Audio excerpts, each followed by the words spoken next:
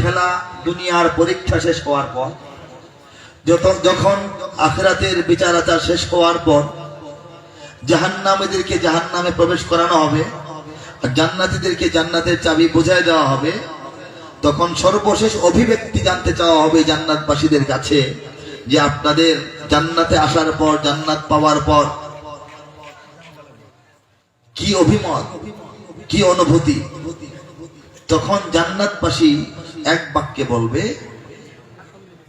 ওয়া আখিরু দাওয়ানা আনিল হামদুলিল্লাহি রাব্বিল আলামিন, যেটা আমরা মাহফিলে শুনে থাকি। জান্নাতবাসীর শেষ কথা এটা, আমাদের শেষ কথা যে সমস্ত প্রশংসা আমাদের রব, আমাদের প্রভু, আমাদের মাওলা, সমস্ত জগৎকুলের স্বামী, জগৎকুলের রব আল্লাহ রাব্বুল আলামিনের। রাব্বুল আলামিন যত প্রকার নিয়ামত আমাদেরকে দিয়েছেন, ধন দৌলত, টাকা পয়সা, সোনা গয়না, মণি মুক্তা জহরত এক প্রকারের নিয়ামত, মান সম্মান ইজ্জত মর্যাদা আরেক প্রকারের নিয়ামত, জ্ঞান বুদ্ধি মেধা আরেক প্রকারের নিয়ামত, সন্তান সন্ততি সুন্দর বংশধর ভালো স্ত্রী আরেক প্রকারের নিয়ামত। সমস্ত নিয়ামত যদি পূর্ণরূপে আরো অধিক রূপে আমরা সবাই পাইতাম, একটা নিয়ামত না পাইতাম তাহলে আমরা ধ্বংস হয়ে যেতাম। সেই নিয়ামতটা হচ্ছে ঈমান। ঠিক কিনা জোরে বলেন? ঈমানটা আল্লাহ পাক আমাদেরকে দেওয়ার পর অন্যান্য নিয়ামতগুলো যদি কম দিতেন অথবা নাও দিতেন, সন্তান দিলেন না, মান সম্মান ইজ্জত এলাকায় নাই, টাকা পয়সা নাই, অবহেলার পাত্র, আমরা লাঞ্ছিত বঞ্চিত, আমরা নির্যাতিত নিষ্পীড়িত, আমরা একেবারে মাজলুম হয়ে দুনিয়াতে কোন রকম জীবনটা পার করলাম, কিন্তু ঈমান নিয়ে কবরে গেলাম, তাহলে আমরা সফল হয়ে যেতাম। ঠিক কিনা? এই যে ঈমান, এই ঈমানের জন্য এত কথা বলা। এই ঈমানটা এত সোজা বিষয় নয়, এত সহজ বিষয় নয়, কারণ অসংখ্য নবী রাসূলদের জীবন আপনারা জানেন, দেখবেন যে নবীদের ঘরের মানুষ, সংসারের মানুষ, পরিবারের মানুষ, পিতা সন্তান স্ত্রী ভাই বেরাদর অনেক এমন আছে ছিলেন যাদের কপালে ঈমান নসিব হয় নাই। আওয়াজ দিয়ে বলেন না কেন? ঠিক কিনা বলেন? ভুল হইলেও ভুল বলবেন, ঠিক হইলেও ঠিক বলবেন, তাহলে আমি বুঝতে পারবো আপনারা কথাটা বুঝতে পেরেছেন। যখন বুঝতে পারবো তখন পরে কথাটা বলতে আমার ইচ্ছা হবে। ঠিক কিনা? দেখেন হযরত নূহ আলাইহিস সালাম, তার চোখের সামনে, একজন নবীর চোখের সামনে তার পুত্র সন্তান কাফেরদের সঙ্গে আল্লাহর গজবে আযাবে নিপতিত হয়ে ধ্বংস হয়ে গেল। নবী নিজে তাকে ডাকলেন, আসো বাবা আসো, বাছাধন ঈমান আনো এবং আমার সঙ্গে মুমিনদের নৌকায় উঠো। সে কিন্তু উঠে নাই।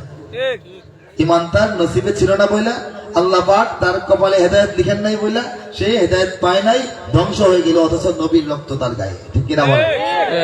হযরত ইব্রাহিম আলাইহিস সালাতু ওয়াস সালাম, আল্লাহ পাক বলেন মিল্লাত আবিকুম ইব্রাহিম হুয়া সাম্মাকুমুল মুসলিমিন, তোমাদের আদর্শ, তোমাদের নীতি, তোমাদের পন্থা, তোমাদের ইজম, তোমাদের মতবাদ হচ্ছে তোমাদের পিতা ইব্রাহিমের মতবাদ। ঠিক কিনা বলেন? এবং তিনি তোমাদের নাম রেখেছেন মুসলিমিন। আমাদের মুসলিমিন নামটা কে রেখেছেন? হযরত ইব্রাহিম আলাইহিস সালাম। সেই ইব্রাহিম আলাইহিস সালাম সমস্ত মুমিনদের পিতা, অথচ তার পিতার কপালে কিন্তু ঈমান নসিব হয় না। ঠিক কিনা? হযরত লূত আলাইহিস সালাতু ওয়াস সালাম, যখন ফেরেশতা আসলো, গজবের ফেরেশতা, আযাবের ফেরেশতা, আয়েশা বলল যে আল্লাহ পাক নির্দেশ দিয়েছেন আপনি ভোর হওয়ার আগেই আপনার পরিবার নিয়ে এলাকা ছেড়ে বের হয়ে যান, সকালটা হওয়া মাত্রই আল্লাহ গজব এলাকায় চলে আসবে, আপনার জাতির উপর আল্লাহ বিরক্ত।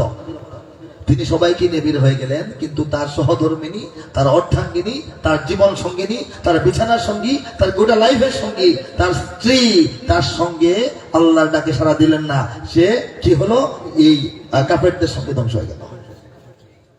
সর্বশেষ আমাদের প্রিয় নবী হযরত মুহাম্মদ মুস্তাফা সাল্লাল্লাহু আলাইহি ওয়াসাল্লাম জন্মের আগেই পিতাকে হারালেন, 6 বছর বয়সে মাকে হারালেন, 8 বছর বয়সে দাদাকে হারালেন, তারপর চাচার ঘরে লালিত পালিত হলেন।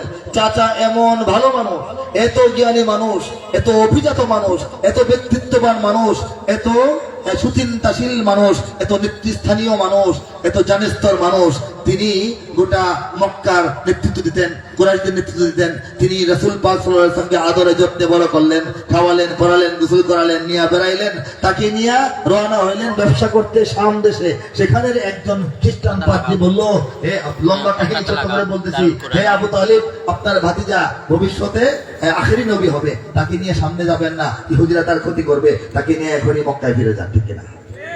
চাচা যদি ব্যাপারটা বিশ্বাস না করতেন তাহলে কি ভাতিজাকে নিয়ে মক্কায় ফিরে যেতেন? তিনি বুঝেছেন, জেনেছেন, পুরাপুরি আত্মস্থ হয়েছে, তার বিষয়টা ক্লিয়ার তার কাছে, যে তার ভাতিজা যে আখেরি রাসূল, এটা জেনে এবং বুঝেই নবীকে নিয়ে তিনি ব্যবসা গুটিয়ে মালামাল ওদেরকে বুঝিয়ে দিয়ে মূলধন তিনি মক্কায় ফিরে যান। রাসূলকে বিয়ে করালেন, চমৎকার একটা বক্তব্য দিলেন বিয়ের আসরে। সমস্ত রকমের বালা মুসিবত, টেনশন, চাপ সবকিছু থেকে রাসূলকে রক্ষা করলেন সাধ্যমতো, সাধ্যের চেয়ে বেশি। কিন্তু তার কপালে কি ছিল না? ঈমানটা ছিল না। ঠিক কিনা বলেন? কি বোঝা গেল? ঈমান কি সহজ না কঠিন? ঈমান কঠিন, ঈমান সুদূর পড়া হতো, ঈমান দুষ্কর, ঈমান দুর্লভ, ঈমান এত সহজ কথা নয়, পানি ভাতের মতো না। ঠিক কিনা? আল্লাহর দূতেরা, আল্লাহর ফেরেশতাগণ যে নবীদের সঙ্গে আসেন, বসেন, চলেন, ফিরেন, উঠা বসা করেন, সেই নবীদের সঙ্গে সরাসরি যারা চলাফেরা করে, উঠা বসা করে, নবীদের চোখে যাদের চোখ পড়েছে, নবীদের আওয়াজ যাদের কানে সরাসরি ঢুকেছে, সেই মানুষগুলি ঈমান পায় নাই। অসংখ্য মানুষ নবীর গোত্রের, বংশের, একই বাজারের, একই মহল্লার, একই গ্রামের, একই শহরের, একই অধিবাসের, সেই ঈমান আল্লাহ রাব্বুল আলামিন এই জমিনের, এই বাংলাদেশের প্রায় 100% জনকে দান করেছেন। বলেন সুবহানাল্লাহ। প্রায় 100% মানুষকে ঈমানটা দান করেছেন। এই জন্য আমরা জোরে সোরে বলি আলহামদুলিল্লাহ।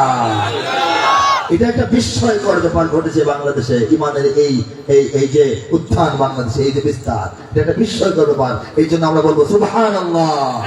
এটা আমাদের আনন্দের বিষয়, গর্বের বিষয়, চেতনার বিষয়, অহংকারের বিষয়। এই জন্য চিৎকার করে বলবো আল্লাহু আকবার।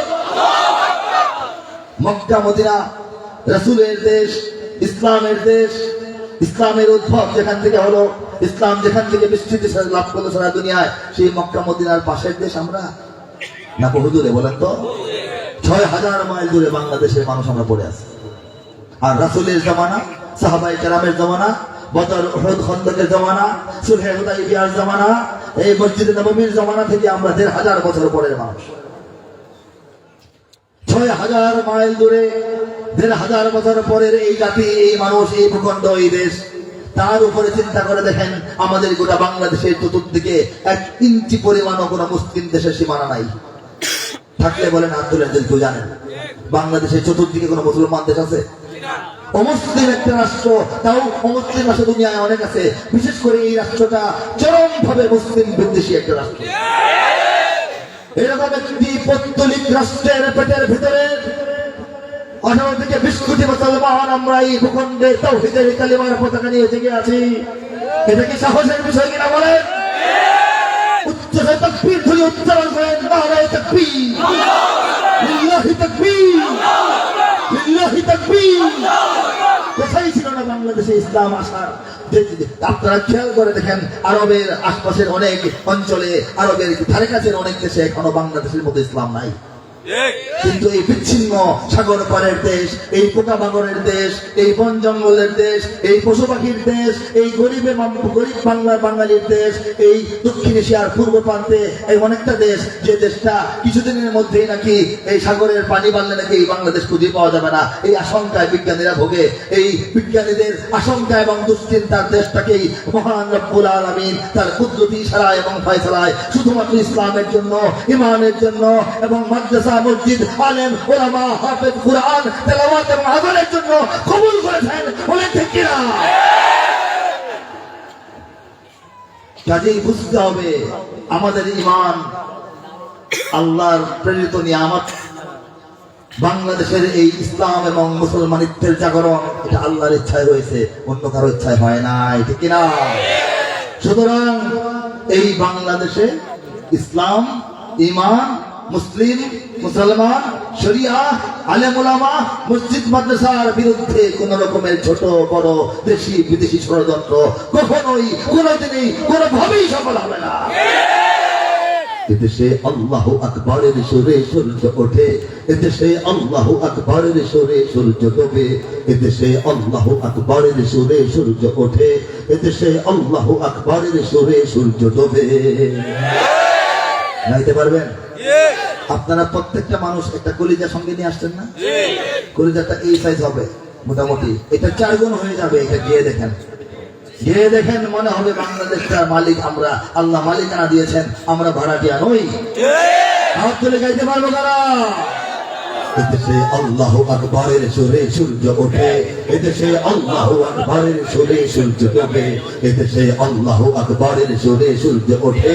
অন্যের দেখা দেখি আপনার হাত নামাবেন না, আপনার দেখে দেখি অন্যরা হাত ওঠাবে। এখন যদি বজ্রকণ্ঠে আওয়াজ বের না করেন, যখন আমাদেরকে আরাকানের মুসলমানদের মতো অবস্থায় ফেলে দেওয়া হবে, চাইলেও আমাদের মুখ থেকে আওয়াজ বের হবে না। এখন যদি বজ্র মুষ্টি আকাশে না ওঠান, যখন আধিপত্যের বেড়াজালে আমরা আটকে যাবো, যখন সাম্রাজ্যবাদ আমাদেরকে ঘিরে ফেলবে, যখন আমাদেরকে পরাধীনতার শিকলে আবদ্ধ করে ফেলা হবে, তখন হে মুসলমান, চাইলে আমার হাত উঠানো যাবে না। খালি হাত আমি উঠিয়ে রাখবো এবং উচ্চারণ করবো এর সঙ্গে, এদেশে আল্লাহু আকবরের সুরে সূর্য ওঠে, এদেশে আল্লাহু আকবরের সুরে সূর্য ডোবে, এদেশে আল্লাহু আকবরের সুরে সূর্য ওঠে, এদেশে আল্লাহু আকবরের সুরে সূর্য ডোবে। ঠিক কিনা বলেন? এদেশের মাল্লা মাঝি কিষান মজুর সবার ঠোঁটে শোনো রে লা ইলাহা ইল্লাল্লাহর জিকির ওঠে, এদেশের মাল্লা মাঝি কিষান মজুর সবার ঠোঁটে শোনো রে লা ইলাহা ইল্লাল্লাহর জিকির ওঠে। ইমানের তপ্ত আগুন জ্বলছে সবার বুকে বুকে, ইমানের তপ্ত আগুন জ্বলছে সবার বুকে বুকে, সে আগুন দেশ হতে দেশ দেশান্তরেও জ্বলতে হবে। এদেশে আল্লাহু আকবরের সুরে সূর্য ওঠে, এদেশে আল্লাহু আকবরের সুরে সূর্য ডোবে, এদেশে আল্লাহু আকবরের সুরে সূর্য ওঠে, এদেশে আল্লাহু আকবরের সুরে সূর্য ডোবে। ঠিক কিনা বলেন? এদেশের পথে ঘাটে, এদেশের বাজার হাটে, এদেশের এদেশের এদেশের এদেশের এদেশের গঞ্জ গ্রামে খোদার নামের তসবিহাতে কত পীর আউলিয়াদের অশ্রু ঝরে গভীর রাতে, এদেশের গঞ্জ গ্রামে খোদার নামের তসবিহাতে কত পীর আউলিয়াদের অশ্রু ঝরে গভীর রাতে, এদেশের সন্তানেরা বক্তব্যে যায় কোরআন বুকে, এদেশের সন্তানেরা বক্তব্যে যায় কোরআন বুকে, এদেশে আল কোরআনের শাসন কায়েম করতে হবে। সবাই সুরে সূর্য ওঠে, এদেশে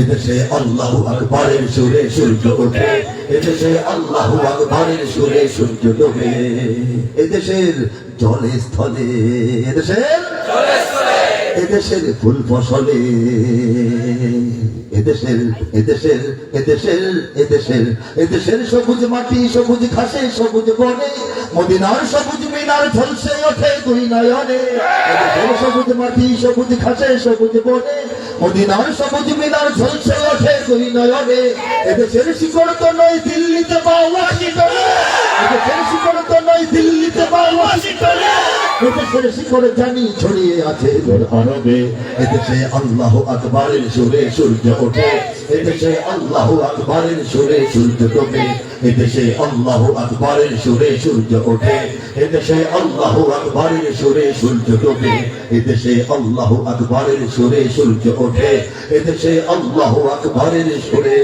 সূর্য ডোবে। ইমানের তপ্ত আগুন জ্বলছে সবার বুকে বুকে, কার কার বুকে সেই আগুনটা আছে একটু দেখবো।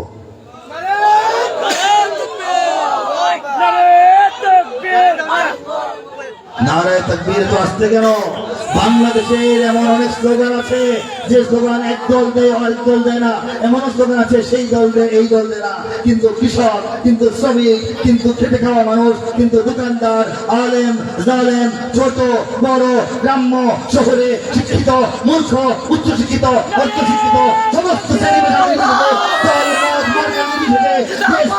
উত্তর সময় দেয় এই জাতীয়ভাবে যে স্লোগানের উত্তর দেওয়া হয় সেটা হচ্ছে নারায়ে তাকবীর, আল্লাহু আকবার। নারায়ে তাকবীর,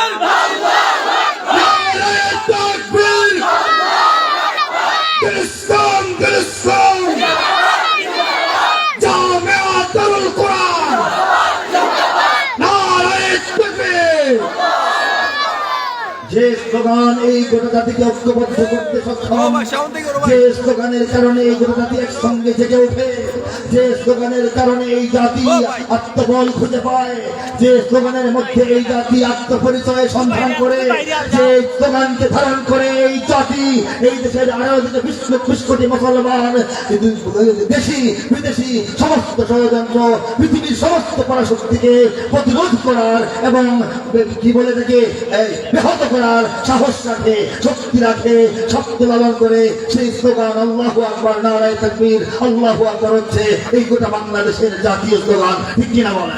নারায়ে তাকবীর, নারায়ে তাকবীর, নারায়ে তাকবীর।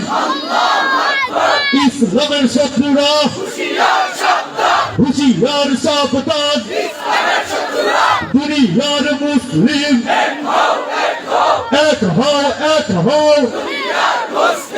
ইসলামের শত্রুরা হুঁশিয়ার সাবধান, আল কোরআনের আলো ঘরে ঘরে চালো, নাস্তিকদের আস্থানা, নাস্তিকদের আস্থানা। নারায়ে তাকবীর।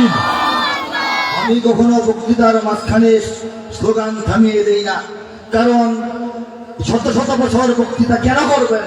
বাংলাদেশের মুসলমানদের অন্তর থেকে এই সব স্লোগান বের করার জন্য। ঠিক কিনা বলেন? যে স্লোগানকে মানুষের অন্তরে উজ্জীবিত করে দেওয়ার জন্য আমাদের এই মেহনত, আমাদের এই মুশাক্কাত, আমাদের এই দীর্ঘমেয়াদী প্রজেক্ট, আমাদের এই সংগ্রাম, আমাদের এই বিপ্লব। এই স্লোগান থামিয়ে দেওয়ার বিষয় নয়। এই স্লোগান যখন এদেশের তরুণদের অন্তর থেকে বের হবে, এদেশের যুবকদের কণ্ঠ দিয়ে উচ্চারিত হবে, এদেশের গণমানুষের হৃদয় আত্মা থেকে বের হবে, তখন বাংলাদেশ পূর্ণাঙ্গরূপে স্বাধীনতা অর্জন করবে। তখন বাংলাদেশ হবে গণমানুষের বাংলাদেশ, বাংলাদেশ হবে প্রকৃত সেই ইসলাম এবং মুসলমানদের বাংলাদেশ। ঠিক কিনা বলেন?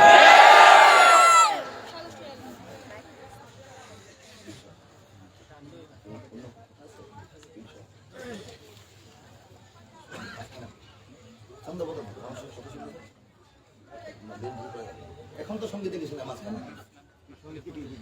কথার মধ্যে সঙ্গীত কেন হবে? কথা বুঝাতে পেরেছি আমি? দুনিয়ার মুসলিম এক হও, এক হও। ইসলামের শত্রুরা হুঁশিয়ার সাবধান। ঠিক কিনা? অনেকে মনে করে ইসলামের শত্রুরা হুঁশিয়ার সাবধান স্লোগানটা কেন দেন? বাংলাদেশে ইসলামের শত্রু পাইলেন কই? এখানে মসজিদ চলতেছে, মাদ্রাসা চলতেছে, আলেম ওলামা ভালো আছে, রোজা রাখতেছে, ইফতার করতেছে মানুষ, সমস্যা কোথায়? আপনারা এই সব উস্কানিমূলক স্লোগান কেন দেন? উস্কানিমূলক স্লোগান নয়, এটা হচ্ছে আমাদের জাতীয় নিরাপত্তার স্লোগান। ইসলামের শত্রু যারা, তারাই বাংলাদেশের শত্রু। ঠিক কিনা বলেন? ইসলামের শত্রু দেখতে চান? দেখাই দিব। বাংলাদেশের বয়স কত হলো? কয় বছর বলেন গো? 50 বছর বয়স হয়েছে বাংলাদেশের। অনেক শিশু দুনিয়াতে জন্মের আগেই তার দুশ্মন থাকে, যেমন হযরত মুসা আলাইহিস সালামের জন্মের আগে দুশ্মন ছিল। মুসা আলাইহিস সালাম যেন আসতে না পারে সমস্ত ব্যবস্থা সে গ্রহণ করেছিল। আল্লাহ পাক কি করলেন? মুসা আলাইহিস সালামকে দুনিয়ায় পাঠাইলেন এবং সেই দুশ্মনের কোলে তুলে দিলেন। সে এক হাতে মুসাকে কোলে নিয়ে আরেক হাতে বন্দুক নিয়ে পাহারা দিল, মুসা যাতে না আসতে পারে। এটা হচ্ছে আল্লাহর খেলা। ঠিক কিনা বলে? আমাদের সমাজেও একটা পরিবারে 6টা মেয়ে, 4টা মেয়ে, ছেলে নাই। পিতা মাতা চায় ছেলে হোক, চাচা চায় না। আছে না এমন? এমন পুত্র সন্তান হওয়ার পর তাকে নিয়ে ঢাকায় চলে যেতে হয়। একটা ভালো বয়স পর্যন্ত তাকে ঢাকায় লালন পালন করতে হয়। এলাকায় তার দুশ্মন থাকে, বাচ্চা চুরি হইতে পারে, খুন হয়ে যেতে পারে, গুম হয়ে যেতে পারে। আছে কিনা বলে? এই বাংলাদেশের জন্ম মহান রব্বুল আলামিনের কুদরতি ইশারায় এবং ফয়সালায়। এই বাংলাদেশের জন্ম, এই স্বাধীন বাংলাদেশের জন্ম একটি মানব শিশুর মতো হয়েছিল। মাত্র 9 মাসের চরম প্রসব বেদনায় গোটা জাতি উন্মাদ হয়ে গিয়েছিল। এই প্রসব বেদনার মাঝখান থেকেই বাংলাদেশ নামক নতুন পতাকা এবং নতুন রাষ্ট্রের জন্ম হয়ে যায়। ঠিক কিনা ধরে বলেন? 9 মাসের প্রসব বেদনা, জ্বালা যন্ত্রণা, এই শিশুটাকে ধারণ করেছিল এই মাটি, এই রাষ্ট্রটাকে ধারণ করেছিল এই মাটি। এই আত্মপরিচয়, ভিন্ন একটা জাতীয় পরিচয় আল্লাহ পাক আমাদেরকে দান করেন। ঠিক কিনা? বাংলাদেশের জন্মের আগেও এর দুশ্মন ছিল, জন্মের সঙ্গে সঙ্গে এর অনেক দুশ্মন হয়ে গেছে। তারা বাংলাদেশকে নষ্ট করার, ভ্রষ্ট করার চেষ্টা করেছে। শিশু বয়সেই মেরে ফেলার চেষ্টা করেছে। শিশু বয়সে গুম করার, লুকিয়ে ফেলার, চুরি করার। শিশু চুরি হয় না? শোনেন না? হাসপাতাল থেকে শিশু বাংলাদেশকে চুরি করে ফেলার চেষ্টা তারা করেছে। কিশোর বাংলাদেশকে এই লজেন্স খাওয়ায়, বিস্কুট খাওয়ায় কিডন্যাপ করার চেষ্টা করেছে, অশিক্ষিত মূর্খ বানানোর চেষ্টা করেছে, দরিদ্র ভিক্ষুক বানানোর চেষ্টা করেছে, প্রতিবন্ধী বানানোর চেষ্টা করেছে। বাংলাদেশের তরুণ বয়সে বাংলাদেশকে মদ, গাঁজা, আফিম আর কি বলে এখন তো ইয়াবাতে বাড়ছে, বিভিন্ন রকমের মাদক এবং অশ্লীলতায় এই বাংলাদেশকে নষ্ট করতে চেয়েছে। যৌবনে বাংলাদেশকে আরো বেশি ধ্বংস করার, নষ্ট করার, পথগ্রস্ত করার, অন্যরকম এই বাংলাদেশের স্ববিরোধী সংস্কৃতি চাপিয়ে দেওয়ার, স্ববিরোধী চিন্তা চেতনা চাপিয়ে দেওয়ার চেষ্টা করেছে। সেই সব দিন পার হয়ে বাংলাদেশ এখন 50 বছর বয়স। এখন বাংলাদেশ নিজের চিন্তা নিজে করতে সক্ষম, নিজের সিদ্ধান্ত নিজে গ্রহণ করবে, অন্য কারো কথায় বাংলাদেশ আর চলবে না। ঠিক কিনা? ধরে বলেন, চিৎকার করবেন। এই বাংলাদেশের জন্ম থেকে আজকে পর্যন্ত 3 প্রকারের দুশ্মন বাংলাদেশকে হত্যা করতে চেয়েছে। বাংলাদেশকে হত্যা কেমনে করবে? একটা দেশকে কেমনে হত্যা করে? বাংলাদেশের একটা শরীর, একটা বডি, সেই বডি একটা আত্মার সাহায্যে চলে, সেই আত্মার নাম হচ্ছে ইসলাম। এই শরীর থেকে আত্মাকে বিচ্ছিন্ন করলে যেমন শরীরটা লাশ হয়ে যায়, বাংলাদেশ থেকে ইসলামকে বিচ্ছিন্ন করে বাংলাদেশ এবং এই বাংলাদেশি জাতিকে লাশে পরিণত করার ষড়যন্ত্র চলছে। ঠিক কিনা ধরে বলেন? বাংলাদেশ যদি শরীর হয়, ইসলাম হলো তার আত্মা। ঠিক কিনা ধরে বলেন? পানির গভীরে মাছ যেমন স্বাচ্ছন্দ্যে চলাফেরা করে, বেড়ে ওঠে, জিন্দা থাকে, ইসলামের গভীরে বাংলাদেশ এভাবে স্বাধীন থাকবে, ভালো থাকবে, এগিয়ে যাবে। পানি থেকে মাছকে উঠায় রাখলে যেমন চিলকাওয়া শকুন নেওয়া যায়, ছটফট করে এই ডাঙার মধ্যে মাছ মারা যায়, বাংলাদেশকে ইসলাম থেকে বের করে যদি আলাদা করে রাখেন, চিলকাওয়া শকুন বাংলাদেশকে ঠুকর মেরে নিয়ে যাবে। দেখবেন ভারত লাঠি দিয়ে ফেলেছে ইসরায়েলের কাছে, ইসরায়েল থাপ্পড় মেরে ফেলেছে আমেরিকার কাছে, আমেরিকা উষ্টা মেরে ফেলে দিয়েছে রাশিয়ার কাছে, রাশিয়া ধাক্কা মেরে ফেলে দিয়েছে চীনের কাছে, চীন আবার লাঠি মেরে ফেলেছে ইন্ডিয়ার কাছে। ঠিক কিনা জোরে বলেন?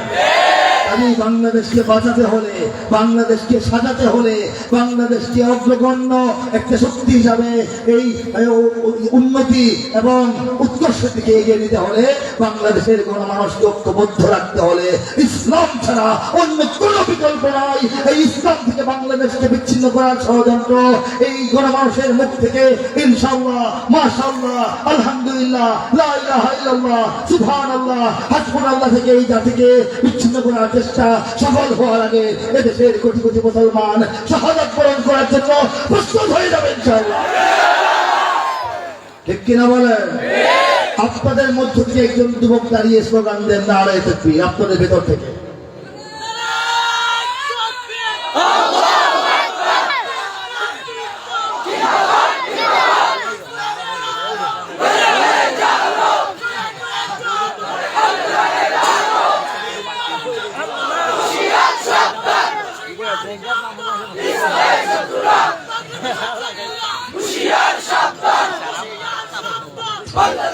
তিন প্রকারের দুশ্মন আমি চিনিয়ে দিচ্ছি আজকে, আপনারা চিনবেন, নিজেরা বুঝবেন, অনেকেই আগেই চেনেন। এখান থেকে যাবেন গ্রামে গঞ্জে শহরে পাড়া মহল্লায়, কথাগুলো ছড়িয়ে দিবেন, শেয়ার করবেন এদেশের মানুষের সাথে। প্রথমত, অসংখ্য বিদেশি এনজিও এবং মিশনারি সংস্থা এদেশে 50 বছর ধরে এদেশের ইসলাম ও মুসলমানিত্বের বিরুদ্ধে গোপনে প্রকাশ্যে কাজ করছে। ঠিক হলে বলবেন ঠিক। দ্বিতীয়ত, আমি দেখতে চাই আপনারা কেমন সচেতন। দ্বিতীয়ত, বাংলাদেশের মূলধারার গণমাধ্যম যাদেরকে বলা হয়, এদের 98%, 2% বাদ দিলাম, কেউ ভালো হইতেও পারে, 98% পত্র পত্রিকা, টেলিভিশন, রেডিও, অনলাইন সব ধরনের গণমাধ্যম এদেশের ইসলাম ও মুসলমানিত্বের বিরুদ্ধে তাদের কথায়, তাদের লেখায়, তাদের বিজ্ঞাপনে, তাদের নাটকে, তাদের সিনেমায়, তাদের অনুষ্ঠানে, তাদের দর্শকে, তাদের সর্বত্র তাদের সবটা সময় ইসলাম ও মুসলমানদেরকে ধ্বংস করার জন্য কাজ করে যাচ্ছে। তৃতীয় শক্তি বাংলাদেশের আত্মস্বীকৃত, সবাই স্বীকার করে না, নিজে দেখে নিজে হাজি বলে, আছে না? আত্মস্বীকৃত কবি, সাহিত্যিক, লেখক, গবেষক, অনুবাদক, অধ্যাপক, প্রভাষক, আলোচক, টকশো আলোচক, এই জাতীয় চিন্তাশীল মানুষ যারা আছে, শতকরা 80%, 80% নাস্তিক মুরতাদ।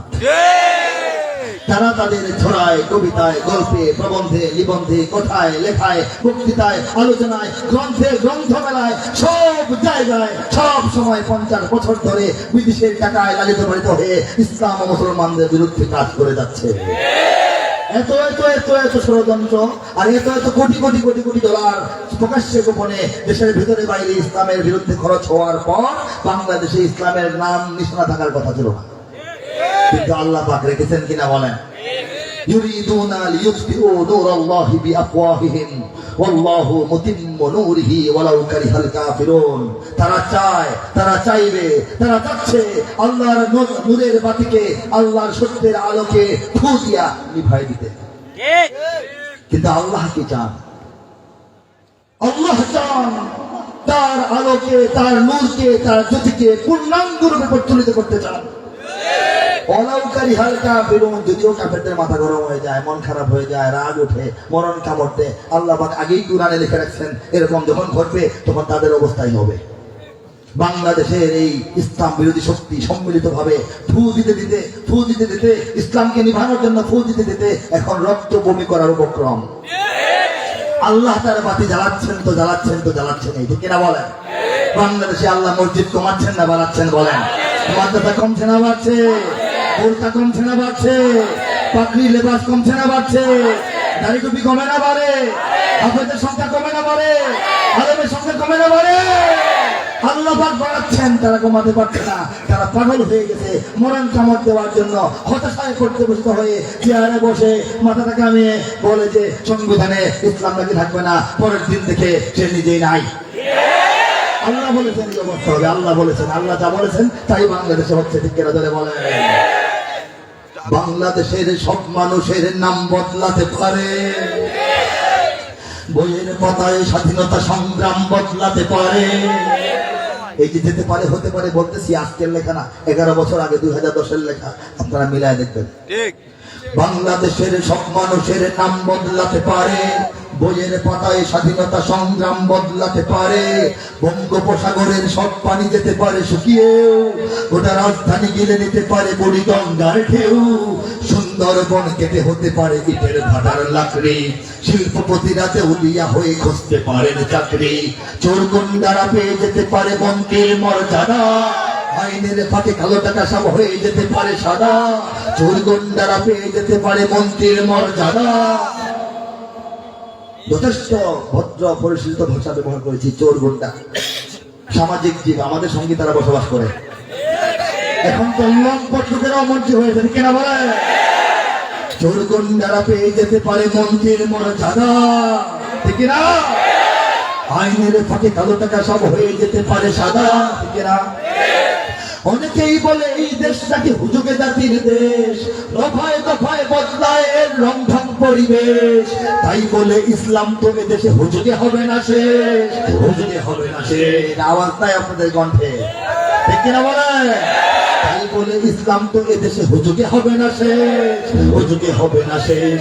ইসলাম এ মাটির পরতে পরতে জনপদে ঘরে ঘরে, ইসলাম এ জাতির 90% মানুষের অন্তরে।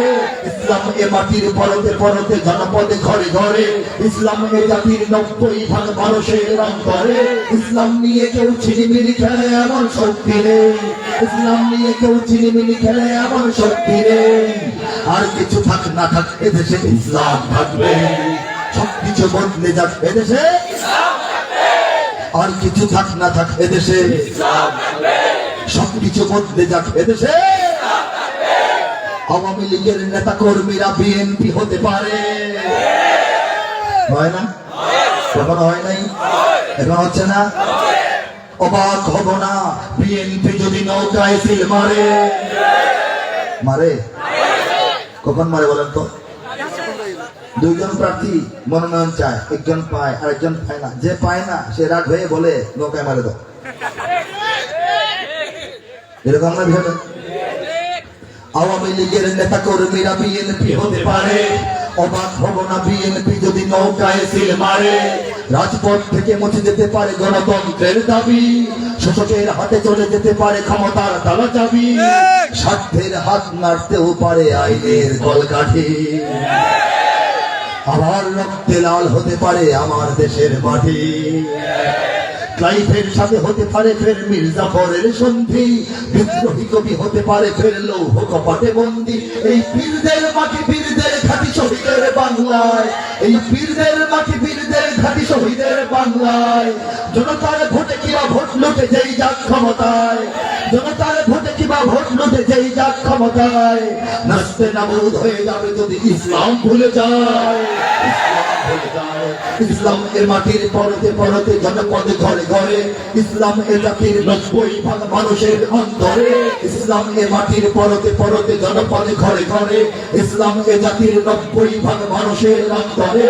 ইসলাম নিয়ে কেউ চিনিমিনি খেলে আমার শক্তি নেই, আর কিছু থাক না থাক এদেশে সবকিছু বদলে যাক এদেশে ইসলাম থাকবে, আর কিছু থাক না থাক এদেশে ইসলাম থাকবেই, ইসলাম থাকবেই। কারণ ইসলাম এখানে উড়ে এসে জোরে বসে নাই, বানের জলে ভেসে আসে নাই। আল্লাহ পাক নিজে সিদ্ধান্ত করে, নিজে পরিকল্পনার অন্তর্ভুক্ত করে এদেশের মানুষকে ইসলামে দীক্ষিত করেছেন। যে দেশে ঈমান আসার কোনো কারণ ছিল না, আরব থেকে অনেক দূরে, রাসূল থেকে অনেক পরে, চতুর্দিকে হিন্দু রাষ্ট্র, সেই সব রাষ্ট্রগুলো সেই ভারতবর্ষ মুসলমানরা 700 বছর শাসন করেছে বটে, কিন্তু 700 বছরের শাসনেও সেখানে কিন্তু মুসলমানের সংখ্যা বেশি হয়ে যায়নি। কি বোঝা গেল? শাসন করলে মুসলমান বাড়ে না, কিন্তু এই একটা বিশাল অঞ্চলের মধ্যে কি সুন্দর ভাবে আল্লাহ পাক সুরক্ষিত রেখে এই বাংলাদেশটাকে ইসলামের দুর্গ হিসেবে গড়ে তুলেছেন। আশ্চর্য বিষয় কিনা বলেন? আশ্চর্য বিষয়। আমরা অবাক হই না, আমরা চিন্তা করি না, কিন্তু বাংলাদেশকে একটা টেবিলের উপর রেখে চারদিকটা চেয়ার ফিট করে, এক চেয়ারে আমেরিকা, এক চেয়ারে ইন্ডিয়া, এক চেয়ারে রাশিয়া, এক চেয়ারে জার্মানি, এক চেয়ারে ইংল্যান্ড, এক চেয়ারে চায়না, বসে বসে দিন রাত 24 ঘন্টা তাদের মাথা খারাপ হয়ে গেছে। বাংলাদেশটা কি করে ইসলাম ও মুমিনের বাংলাদেশ হয়ে গেল? ঠিক কিনা জানে বলা? এটাই বাস্তবতা। আমাদের ইমানের শক্তির সামনে পৃথিবীর সমস্ত পরাশক্তি আজকে থরথর করে কাঁপতে শুরু করে দিয়েছে, ঠিক না? কাজেই বিজয় আমাদের সুনিশ্চিত, কারণ এখানে আল্লাহ পাক ইসলাম পাঠিয়েছেন। আমরা সেই ইসলামের সঙ্গে, ইসলামের পক্ষে যদি থাকি আমাদের কপাল ভালো, যদি না থাকি আমাদের কপাল খারাপ। ইসলামের কোনো ক্ষতি হবে না। পৃথিবীতে ইসলাম কখনো কোথাও ক্ষতিগ্রস্ত হয় নাই। পৃথিবীর ইতিহাসে, ইসলামের ইতিহাসে ইসলাম কখনো কোথাও পরাজিত হয় নাই। কখনো ইসলামের কোনো সংকট বা দুরবস্থা দুনিয়ার কোনো জমিনে হয় নাই। দেখাতে পারবেন না। দেখাতে পারবেন যে সব দেখাবেন সেগুলি হচ্ছে মুসলমানদের দুরবস্থা, ইসলামের নয়। ইসলামের দুরবস্থা, মুসলমানদের দুরবস্থা, দুটোকে এক করলে হবে না। অনেক জায়গায় মুসলমানদের দুরবস্থা অনেক দিন ধরে পৃথিবীতে আছে কিনা বলেন? অনেক মুসলমানকে আল্লাহ ভালোবেসে পরীক্ষায় ফেলেন, অনেকের প্রতি আল্লাহ গজব দেন, আযাব দেন। তারা ইহুদি নাসারাদের পদাঙ্ক অনুসরণ করে চলার কারণে হয়তো বা তাদেরকে আল্লাহ পাক গজবের মধ্যে ফেলে দিয়েছেন। মুসলমানদের নানান রকম অবস্থা মুসলমানদের কারণে হয়। ইসলামের কোনো পতন নাই, ইসলামের কোনো পরাজয় নাই। ইসলাম এগিয়ে যাচ্ছে তার গতিতে, তার অভিষ্ট লক্ষ্যে। কিছুদিনের মধ্যেই দেখবেন ইসলামের বিজয় সারা পৃথিবীতে কেমনে হয়। চলমান শতাব্দী হচ্ছে ইসলামের বিজয়ের শতাব্দী, কিনা ধরে বলে। আমি আরো কিছু গুরুত্বপূর্ণ অল্প আলোচনা করব এবং অধিক সঙ্গীত আপনাদেরকে শোনাবো। এর আগে আমি 1 মিনিট সময় একটা সুখবর দিচ্ছি, যে খবরটা আপনারা অলরেডি পেয়ে গেছেন অধিকাংশ ইমানদার মুসলমান। এরপরেও আমি আমার জবান থেকে 1-2টা কথা এই প্রসঙ্গে বলতে চাই। পৃথিবীতে কোরআন নাজিল হয়েছে কয়শো বছর? প্রায় 1500 বছর। এই 1500 বছরে শত শত ভাষায় কোরআনের তর্জমা অনেক দেশে হয়েছে। অনেক দেশে অনেক ভাষায় কোরআনের তাফসীর গ্রন্থিত লিখিত হয়েছে। ছোট তাফসীর, মিডিয়াম তাফসীর, বিশাল বিশাল তাফসীর। একটা লাইব্রেরি, এক আলমারিতে একটা তাফসীর ঢোকানো যায়, ঠিক কিনা বলেন? কিন্তু কোরআনের শুরু থেকে একদম শেষ পর্যন্ত, মনোযোগ দিয়ে শুনবেন কথাটা, শুরু থেকে একদম শেষ পর্যন্ত কবিতার ভাষায়, কবিতার ছন্দ মিলে কামা হাক্কুহু, যথাযথভাবে যেভাবে হওয়া উচিত সেভাবে, আয়াত টু আয়াত, ভাবানুবাদ নয়, যথেষ্ট মোলানুক অনুবাদ এবং ছন্দমিল ঠিক রেখে, তাল লয় অঙ্ক ঠিক রেখে কাব্যমান সাহিত্যমান ঠিক রেখে কোরআনের তর্জমাটাকেও ঠিক রেখে আল্লাহর পক্ষ থেকে বান্দার জন্য যে ভাব নিয়ে এই আয়াত এসেছে সেই ভাবটাকে ধরে রেখে কোরআনের পূর্ণাঙ্গ সহি সত্যতার কাছাকাছি এই নির্ভরযোগ্য কাব্যানুবাদ পৃথিবীর কোনো ভাষায় কোনো দেশে এখনো হয়েছে বলে আমাদের জানা নাই। সেই কাজটি আল্লাহ রাব্বুল আলামিন তার অশেষ কৃপায় অশেষ দয়ায় আপনাদের মায়া এবং মহব্বতের কারণে দোয়ার কারণে এই অধম পাপী বান্দাকে দিয়ে করিয়েছেন। আমাদের যদি মন চায় বলবো আলহামদুলিল্লাহ। এটার বৈশিষ্ট্য সম্পর্কে আমি লম্বা কথা বলবো না, আমি দুইটা সূরার তরজমা আপনাদেরকে পেশ করবো, যেহেতু এসেছি কবি কণ্ঠে শুনলে আপনাদের ভালো লাগতে পারে। শোনাবো কিনা বলেন? আল কোরআনের কাব্যানুবাদ, কবিতায় অনুবাদ পূর্ণাঙ্গ কোরআনের। আউযু বিল্লাহি মিনাশ শাইতানির রাজীম। বিসমিল্লাহির রহমানির রহিম। আলহামদুলিল্লাহি রাব্বিল আলামিন আর রহমানির রহিম মালিকি ইয়াউমিদ্দিন। ইয়্যাকা না'বুদু ওয়া ইয়্যাকা নাস্তাঈন। ইহদিনাস সিরাতাল মুস্তাকিম। সিরাতাল লাযীনা আন'আমতা আলাইহিম গায়রিল মাগদুবি আলাইহিম ওয়ালাদ-দাল্লিন। আশ্রয় চাহি আল্লাহর যেন শয়তান দূরে রয়। আশ্রয় চাহি আল্লাহর যেন শয়তান দূরে রয়। শুরু করিলাম আল্লাহর নামে দয়ালু করুণাময়। আউযু বিল্লাহ বিসমিল্লাহ। তরজমা ভালো লাগছে? প্রশংসা সব আল্লাহর, যিনি সারা জাহানের রব। আলহামদুলিল্লাহি রাব্বিল আলামিন। প্রশংসা সব আল্লাহর, যিনি সারা জাহানের রব, দয়ালু মহানুভব, তিনি বিচার দিনের সব। সব মানে সর্বে সর্বা, যিনি মালিক, যিনি নিয়ন্ত্রক, সবকিছুর অধিকারী, তাকে সর্বে সর্বা বলা হয়।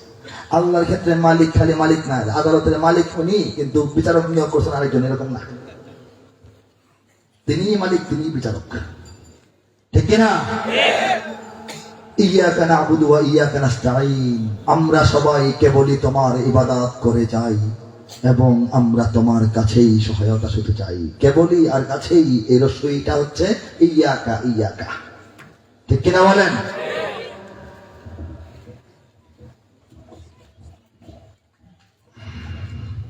তুমি আমাদের দেখাও তোমার সরল সঠিক পথ, তাদের সে পথ যাদেরকে দান করিয়াছ নিয়ামত। যাদের উপর রুষ্ট হয়েছ তাদের সে পথ নয়, এবং তোমার সৎপথ হতে বিচ্যুত করা হয়। গায়রিল মাগদুবি আলাইহিম ওয়ালাদ-দাল্লিন। আমি আরেকটা ছোট্ট সূরা পিছন দিক থেকে সর্বশেষ দিকে, সূরাতুল ইখলাস। কুল হুয়াল্লাহু আহাদ আল্লাহুস সামাদ লাম ইয়ালিদ ওয়া লাম ইউলাদ ওয়ালাম ইয়াকুল লাহু কুফুয়ান আহাদ। সবাই জানেন এটার কাব্যিক তর্জমা পৃথিবীতে কোনো ভাষায় কাব্যানুবাদ সহি শুদ্ধ পুঙ্খানুপুঙ্খভাবে হয় নাই। আল্লাহ পাক করিয়েছেন বাংলার জমিনে আপনাদের প্রিয় কবিকে দিয়া। আপনাদেরকে শোনাইতে আমার ভালো লাগতেছে, শোনাবো? আশ্রয় চাহি আল্লাহর যেন শয়তান দূরে রয়। শুরু করিলাম আল্লাহর নামে দয়ালু করুণাময়। বলে দাও নবী আল্লাহ তিনি এক ও একক হন। বলে দাও নবী আল্লাহ তিনি এক ও একক হন। তার প্রতি মুখাপেক্ষী সবাই, কারো প্রতি তিনি নন। জন্ম নেননি আর করেননি কাউকে জন্মদান। লাম ইয়ালিদ ওয়া লাম ইউলাদ। জন্ম নেননি আর করেননি কাউকে জন্মদান। কোন দিক থেকে কেউ নয় তার সমতুল সমমান। ওয়ালাম ইয়াকুল লাহু কুফুয়ান আহাদ। তার সমতুল্য কেউ নয়। এইভাবে সমস্ত কোরআনে তর্জমা হয়েছে। আরেকটু অংশ শোনাবো। সর্বসাধারণের প্রিয় সূরা, জানা সূরা, চেনা সূরা, আনন্দের সূরা, মজার সূরা, সূরা আর রহমান। কেন ভালো লাগে? কারণ আল্লাহ এটাকে আরো সুন্দর করে নাজিল করেছেন। একটু পর পর এটার মধ্যে কি আছে? কবিতার ছন্দে ছন্দে। হ্যাঁ, ফাবিআইয়ি আলাই রাব্বিকুমা তুকাযযিবান। কোরআন কবিতা নয়। কবিতা কবিতা বলবেন না, আবার কবিতার মতো বলতে পারবেন। এটাই কোরআনের মজেজা। যারা গল্প পড়ে তাদের কাছে কোরআন গল্পের বই মনে হয়, কবিদের কাছে কবিতার বই মনে হয়। সাহিত্যিকদের কাছে আরবি সাহিত্যের বই মনে হয়, ইতিহাসবিদদের কাছে ইতিহাসের বই মনে হয়, বিজ্ঞানীদের কাছে বিজ্ঞানের তথ্যের বই মনে হয়, মেডিকেল সায়েন্সের বিজ্ঞানীদের কাছে মেডিকেলের বিভিন্ন রকমের তথ্যের বই মনে হয়, সাগরতলের বিজ্ঞানীদের কাছে সাগরতলের তথ্যের বই মনে হয়, মহাকাশ বিজ্ঞানীদের কাছে মহাকাশ বিজ্ঞানের বই মনে হয়, আইনবিদদের কাছে আইনের বই মনে হয়। ঠিক কিনা জোরে বলেন? কোরআনের মর্যাদা এটা, ঠিক কিনা? সূরা আর-রহমান থেকে আমি শোনাচ্ছি, ফাবি আইয়ি আলাই রাব্বিকুমা তুকাজ্জিবান, ফাবি আইয়ি আলাই রাব্বিকুমা তুকাজ্জিবান। বারবার আছে না? শুনতে ভালো লাগে না?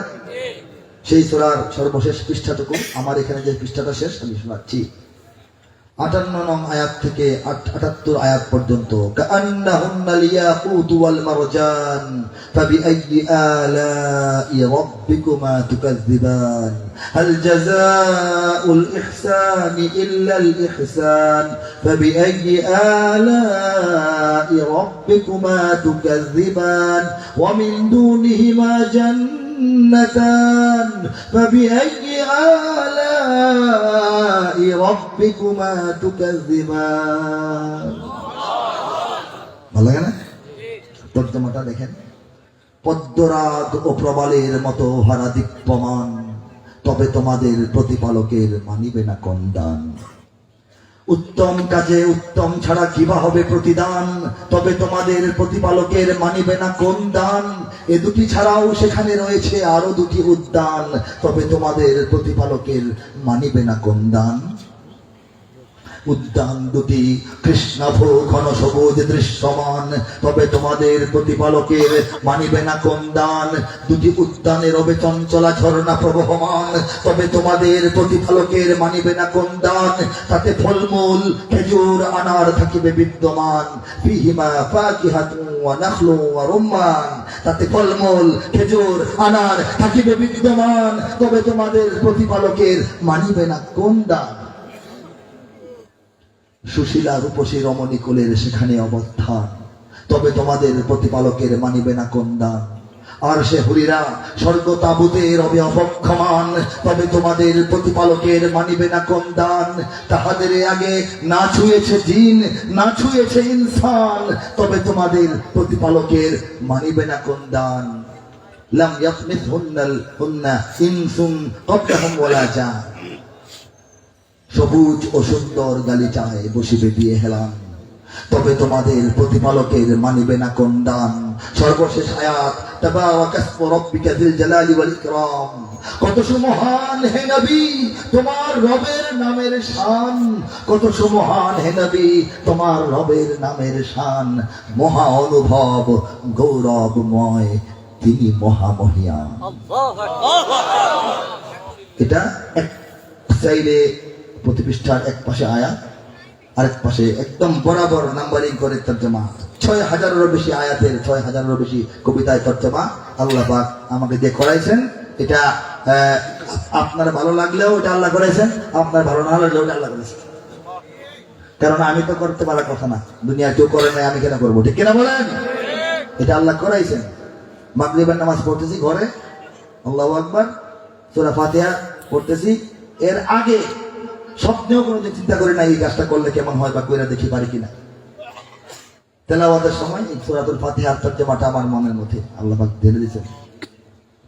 240 দিন বসে লিখে এটা শেষ করছি। আল্লাহু আকবার। 12 থেকে 16 ঘন্টা করে, 240 দিন লাগাতার না, বেশ অনেক বছরের মধ্যে থেকে। কোন দিন লিখেছি, কতদিন লিখে নাই, আবার কবে লিখেছি, আবার কয় বছর লিখে নাই, আবার কয়দিন লিখেছি, আমি আমার মূল খাতায় লিখে রেখেছি।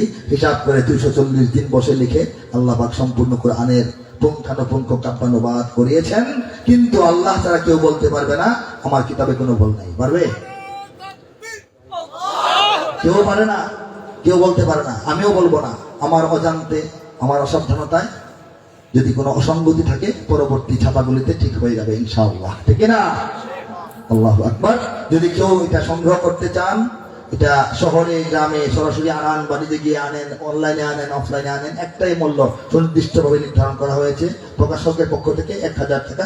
এটা কোনো ব্যবসায়ী কমেও বেচতে পারবে না, বেশিও বেচতে পারবে না। এই সহজ হওয়ার জন্য একটা মূল্য নির্ধারণ করা হয়েছে।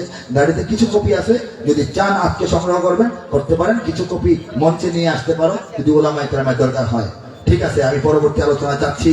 আপনারা শুধু দোয়া করেন এই মেহনতটুকু, এই খেদমতটুকুকে রব্বুল আলামিন দুনিয়ার সমস্ত কোরআন প্রেমী মানুষের, কোরআন প্রেমী মুসলমানদের দুনিয়াবি কল্যাণ এবং আখিরাতের মুক্তির সামান্য হলেও একটা ওসিলা হিসেবে যেন কবুল করে নেন। বলি আমিন আমিন। এখন আর কি শুনতে চান? আমার কাছে আওয়াজ দেন। জঙ্গি নিয়ে ভঙ্গি করার সময় এবার শেষ। জঙ্গি নিয়ে ভঙ্গি করার সময় এবার শেষ। সত্যিকারের জঙ্গি কোথায় দেখছে বাংলাদেশ? ঠিক না? জঙ্গি নিয়ে অনেক ভঙ্গি হয়েছে, কিন্তু এখন আর কি আর, ঠিক না বলেন? জঙ্গি নিয়ে ভঙ্গি করার সময় এবার শেষ। সত্যিকারের জঙ্গি কোথায় দেখছে বাংলাদেশ? আরে ও দেশের মানুষ হইছে নিহুস পাইছনি ভাইটের, দেশের মানুষ হইছে নিহুস পাইছনি ভাইটের। জঙ্গি বলে আর দেখো না মোল্লা মুন্সিদের। মাদ্রাসাতেই জঙ্গি থাকে এই কথা ঠিক নয়, কলেজ বিশ্ববিদ্যালয়েও জঙ্গি এখন হয়। জঙ্গিবাদের ভয় দেখিয়ে ভিনদেশিরা খেলে, জঙ্গিবাদের ভয় দেখিয়ে ভিনদেশিরা খেলে। একদিকে নয় সব দিকে তাই চোখটা রেখো মেলে। 1 2 3 4 জঙ্গি মারো জঙ্গি ধরো জেলে। নিজের ঘরে খুঁজে দেখো জঙ্গি তোমার ছেলে। 1 2 3 4 ভুল ঠিকানায় জঙ্গি খুঁজে থাকতে হবে পরে। সত্যিকারের জঙ্গি দিয়ে চেষ্টা যাবে ভরে। ভুল ঠিকানায় জঙ্গি খোঁজা হতো আজকে থেকে 8-10 বছর আগেও। এই আলেম ওলামাদেরকে হয়রানি, মাদ্রাসার ভিতরে গিয়ে কাটা চামচ উদ্ধার, মোবাইলের চার্জার সরি। 3 জন জিহাদি গ্রেফতার হয়েছে, সাথে মোবাইলের চার্জার পাওয়া গেছে। মনে আছে না আপনাদের? গাড়ি থামিয়ে হুজুর কোথেকে আসছেন? মাহফিল থেকে আসছি। ব্যাগ চালা খোলেন, পাগড়ি খোলেন, এই কোটিতে ধারা দেন, কোনো বোমা টামা পড়ে কিনা। বাসের মধ্যে ট্রেনের মধ্যে দাঁড়িয়ে মানুষ উঠলেই জনগণ ভয় পেয়ে গেছে। এই হুজুর একটা আসছে, হাতে ব্যাগ, কি জানি ভিতরে আনারস। এরকম ছিল কিনা বল? বাংলাদেশের গণমানুষ যেখানে সন্ত্রাসে দুর্নীতিতে জর্জরিত, অসহায়, সেই অসহায় মানবতা, অসহায় জনতা সর্বশেষ আশ্রয়টুকু যাদের কাছে পায় তারা হলেন ওলামায়ে কেরাম। আর এই ওলামায়ে কেরামের সঙ্গে এটা এক ধরনের বেয়াদবি করা হতো তখন, ঠিক কিনা বলেন? এটা রাষ্ট্র করতো না, প্রশাসন করতো না। রাষ্ট্রকে, প্রশাসনকে, সাংবাদিকদেরকে ভুল বোঝাতো কারা জানে? এদেশের নাস্তিক মোরতাদরা এবং এদেশের ইসলাম বিরোধী মিডিয়াগুলো, ঠিক কিনা বলেন? কাজেই দেখতে হবে, একদিকে তাকিয়ে থাকলে হবে না। মাদ্রাসায় জঙ্গি নাই, জঙ্গি সব জায়গায় আছে। যেখানে যেখানে আছে সেখানে খোঁজেন, কাজে লাগছে। ভুল জায়গায় খুঁজতে করতে আসল জঙ্গিতে বাংলাদেশ ভরে যেতে পারে, ঠিক কিনা? মাদ্রাসাকেই জঙ্গিবাদের কারখানা কয় যারা, বলে কিনা, বলতো কিনা বলেন? মাদ্রাসাকেই জঙ্গিবাদের কারখানা কয় যারা, সবকটাকেই লাথি মেরে দেশ থেকে আজ তারা। বলতো যারা মাদ্রাসাতেই অস্ত্র থাকে জমা, বলতো যারা মাদ্রাসাতেই অস্ত্র থাকে জমা, জাতির কাছে ওই শালাদের চাইতে হবে ক্ষমা। যারা এতদিন পর্যন্ত আলেমদেরকে অপমান করালো, হেনস্থা করালো, মসজিদ মাদ্রাসাকে হেনস্থা করালো, মাদ্রাসার একটা ওজুখানা কেমনে বানাইলো, আরে কত হিসাব। রাজধানীর বুকে বড় বড় শয়তানের এই শীর্ষ ভণ্ডপীঠদের বিশাল বিশাল প্রাসাদ, দেখে না, হিসাব চায় না, হিসাব চায় না যে রাজধানীতে তুমি এই বিল্ডিংটা কেমনে করলা, কই পাইলা টাকা, হিসাব হয়। কিন্তু মাদ্রাসার পিছনে লেগে গিয়েছিল, লাগিয়ে দিয়েছিল একটা গোষ্ঠী, ঠিক কিনা বলেন? মাদ্রাসাকেই জঙ্গিবাদের কারখানা কয় যারা, সবকটাকেই লাঠি মেরে দেশ থেকে আজ তারা। বলতো যারা মাদ্রাসাতে অস্ত্র থাকে জমা, জাতির কাছে ওই শালাদের চাইতে হবে ক্ষমা। ক্ষমা চাওয়া উচিত ছিল না? চেয়েছে কেউ? তাদের কি শাস্তি হওয়া উচিত না? জাতিকে বিভ্রান্ত করেছে, সরকারকে ভুল জায়গায় খরচ করিয়েছে, আলেম ওলামার ইজ্জত নষ্ট করেছে, তাদের কি শাস্তি হওয়া উচিত নয়? চাইতো ওরা জঙ্গি নামে মাদ্রাসা হোক শেষ, নাস্তিকতার আস্তানা হোক সোনার বাংলাদেশ। ভাবত ওরা দিন ইমানের দুর্গ ভেঙে যাক, হয় না যেন সত্যের আন্দোলনের ডাক। ব্যর্থ হয়ে তাই মিডিয়া জ্বলছে বেগুন তেলে, ব্যর্থ হয়ে তাই মিডিয়া জ্বলছে বেগুন তেলে, কিনা নতুন করে হানবে আঘাত একটু সুযোগ পেলে। 1, 2, 3, 4. জঙ্গি মারো জঙ্গি ধরো জঙ্গি ধরো জেলে, নিজের ঘরে খুঁজে দেখো জঙ্গি তোমার ছেলে। 1, 2, 3, 4. ভুল ঠিকানায় জঙ্গি খুঁজে কাটতে হবে পরে, সত্যিকারের জঙ্গি দিয়ে দেশটা যাবে ভরে। এই যে জাতিকে ভুল বোঝানো, এই যে বিশ্বকে ভুল বোঝানো, এই যে রাষ্ট্র এবং প্রশাসনকে ভুল কাজ করানো, এইগুলি কারা করে জানে? বাংলাদেশের 90% মানুষ মুসলমান, কথা ঠিক কিনা বল? পাড়ায় পাড়ায় ঘরে ঘরে তাই মসজিদ কোরআন, কথা ঠিক বলে আওয়াজ দেবেন। হিন্দু বৌদ্ধ খ্রিস্টান আছে, গির্জা পেগোডা মন্দির আছে, আছে না? হিন্দু বৌদ্ধ খ্রিস্টান আছে, গির্জা পেগোডা মন্দির আছে, মিলেমিশে সবে থাকতেই হবে, এই যে জন্মস্থান। আল্লাহ যে হিন্দুকে যে খ্রিস্টানকে বাংলাদেশে জন্মসূত্রে পাঠাইছেন, তাকে আপনি বাংলাদেশ থেকে ঘাট করে বের করে দেওয়ার কোনো অধিকার রাখেন না, দাওয়াত দিতে পারেন, ঠিক কিনা বলে? এটা আমরা বুঝি, ওলামা কেরাম বোঝেন এবং বোঝান, মসজিদের মেম্বার থেকে ময়দানের মাহফিল থেকে। তাহলে সমস্যাটা কোথায় হয়? যারা ধর্মে ধর্মে সম্প্রীতি চায় করে দিতে বরবাদ, যারা ধর্মে ধর্মে সম্প্রীতি চায় করে দিতে বরবাদ, এরা কেউ নয়, এরা হাতে গোনা কিছু নাস্তিকে মুরতাদ, নাস্তিকে মুরতাদ, নাস্তিকে মুরতাদ চিনে নাও, নাস্তিকে মুরতাদ। প্রতিরোধ করো, প্রতিহত করো নাস্তিকে মুরতাদ, ধর্মদ্রোহী সমাজ ধ্বংসী নাস্তিকে মুরতাদ, প্রতিরোধ করো, প্রতিহত করো নাস্তিকে মুরতাদ। সত্যিকার নাস্তিক বাংলাদেশে আসলে নাই, আর বোঝায় বলছি আসলে নাই, বোঝায় বলছি আসলে নাই, বোঝায় বলতেছি আসলে নাই, বোঝায় বলতেছি তো আমি আসলে নাই। আমি বললাম তো নাই, বোঝায় বলবো। ভালো নাস্তিক বিরোধী মনোভাবটা ভালো। নাস্তিক কাকে বলে? যে লোকটা বা যে গোষ্ঠী কোন ধর্ম বিশ্বাস করে না, কোন ধর্মের ব্যাখ্যা অনুযায়ী কোন আল্লাহ খোদা বিশ্বাস করে না,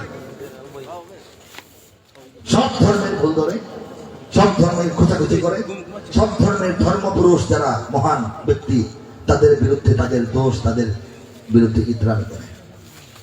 বাংলাদেশের নাস্তিকদেরকে খ্রিস্ট ধর্ম, হিন্দু ধর্মের বিরুদ্ধে কিছু লিখতে বলতে শুনছেন? শুনলে বলেন। হযরত ঈসা আলাইহিস সালাম তাদের যীশু খ্রিস্ট খ্রিস্টানদের সেই নবীর বিরুদ্ধে ব্যাপারে নাস্তিকরা কিছু লেখে বলে, শুধু ইসলাম নিয়ে লেখে এবং বলে। কাজে এরা আসল নাস্তিক না, এরা হচ্ছে একেবারেই ইসলাম ধ্বংস করার জন্য দালাল। যদি আসল নাস্তিক হতো যে ভাই আমি কোনো ধর্মই মানি না, ঠিক আছে, এটাও তো তোমার ধর্ম, এটাও তোমার একটা বিশ্বাস, থাকো তুমি। হিন্দুদের বিরুদ্ধে আমরা কথা বলি, হিন্দুরা যে আল্লাহ মানে না, আমার সমস্যা আছে, আমরা কিছু কথা বলি, দাওয়াত দিই, কথা বলি, প্রতিরোধ করো বলি। এই জন্য বলতেছি এখন নাস্তিকদের বিরুদ্ধে, খ্রিস্টান বৌদ্ধদের বিরুদ্ধে বাংলাদেশের মুসলমানরা, উলামা কেরাম মসজিদের মেম্বার থেকে খতিবরা কিছু বলে, নাস্তিকদের বিরুদ্ধে কেন বলে? যদি আসল নাস্তিক থাকতো তাহলে বলতাম না, হিন্দু আছে, বৌদ্ধ আছে, খ্রিস্টান আছে, তোমরা থাকো, আল্লাহ খোদা মানো না, তোমার ব্যাপার, আমার কাজ তোমাকে দাওয়াত দেওয়া, ঠিক কিনা? বাংলাদেশের নাস্তিকরা আসল সেই নাস্তিকও না, তারা সুনির্দিষ্ট ভাবে ইসলাম ধ্বংস করার পায়তারা করছে। বুঝতে পেরেছেন? প্রকৃত খাঁটি নাস্তিক যে বাংলাদেশে নাই, এরা নাস্তিকের ভং ধরে, বলে আমরা নাস্তিক কোন ধর্ম মানি না, এই জন্য ইসলামের বিরুদ্ধে বলি। তো এই জন্য হিন্দুদের বিরুদ্ধে বলো না কেন? দুর্গা পূজার সময় কথা বলে দেখো, ইন্ডিয়া তোমাদেরকে রাখে কিনা, গম করা ফেলে, ঠিক কিনা বলে? কাজে প্রকৃত নাস্তিক বাংলাদেশে নাই, এরা একেবারে নাস্তিকের ভং ধরে। আসলে এরা শুধু ইসলাম বিরোধী, অন্য ধর্মের সঙ্গে এদের কোনো সমস্যা নেই। কথা বুঝতে পেরেছেন এখন? কেন বুঝতে পেরেছে? নাস্তিক মানে চেতনায় জ্ঞানে সকল ধর্মহীন, নাস্তিক মানে চেতনায় জ্ঞানে সকল ধর্মহীন, তবে এরা চায় শুধু এদেশে না থাক মুহাম্মাদের দিন, মুহাম্মাদের দিন, মুহাম্মাদের দিন। এরা শুধু মুহাম্মাদের দিন সম্পর্কে তাদের অ্যালার্জি, চুলকানি, অন্য ধর্ম নিয়ে সমস্যা, ঠিক না? এরা মন্দির ভেঙে হিন্দু খেপায়, মূর্তি বসিয়ে মুমিন খেপায়, এরা মন্দির ভেঙে হিন্দু খেপায়, মূর্তি বসিয়ে মুমিন খেপায়, রাম রহিমের ঝগড়া বাজাতে গোপনে বাজায় বিন। এদের বিদেশি টাকায় দেশ ধ্বংসের রয়েছে স্বপ্ন সাধ, এরা কেউ নয়, এরা ভাড়াটিয়া কিছু নাস্তিক মুরতাদ, নাস্তিক মুরতাদ, নাস্তিক মুরতাদ চিনে নাও, নাস্তিক মুরতাদ প্রতিরোধ করো, প্রতিহত করো নাস্তিক মুরতাদ। পরিভাষায় এদেরকে নাস্তিক বলা হয়, আসলে এরা নাস্তিক না, আসলে এরা ইসলাম বিরোধী শক্তি। নির্দিষ্টভাবে অন্য ধর্মের সঙ্গে ওদের কোনো সমস্যা নেই, ঠিক কিনা? এই হলো আমাদের মূল কথা। বুঝতে হবে ইসলাম আসার কথা ছিল না, আল্লাহ পাঠাচ্ছেন। ইসলাম টিকে থাকার কথা ছিল না, আল্লাহ টিকে রাখছেন। এবং আমাদেরই বিজয় হবে ইনশাআল্লাহ, ঠিক কিনা? ঠিক কিনা বলে? আমার বাংলাদেশ হয়ে যাবে আফগান, ভেবে থাকো যদি তবে ভুল হবে। কি হবে? আসলে কি হবে? উচ্চারণ করতে পারবেন? আমার বাংলাদেশ হয়ে যাবে আফগান, ভেবে থাকো যদি তবে ভুল হবে। আমার বাংলাদেশ বানাবে ভিয়েতনাম, ভেবে থাকো যদি তবে ভুল হবে।